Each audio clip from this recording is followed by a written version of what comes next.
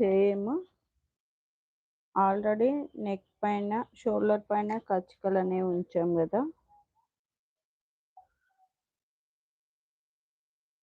అక్కడ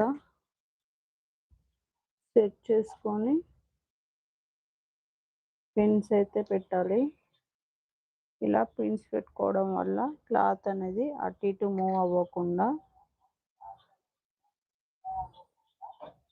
నీట్‌గా ఉంటుంది. మనం కటింగ్ చేసుకునేటప్పుడు ఇబ్బంది లేకుండా ఉంటుంది. ఇలా పిన్స్ అయితే సెట్ చేసుకోవాలి. ఇక్కడ నేను ఇక్కడ డాట్ కోసం ఎక్స్‌ట్రా ఎలాగో ఫోల్డింగ్‌లో ఉంచేసాను కాబట్టి ఈ విధంగా సెట్ చేసుకొని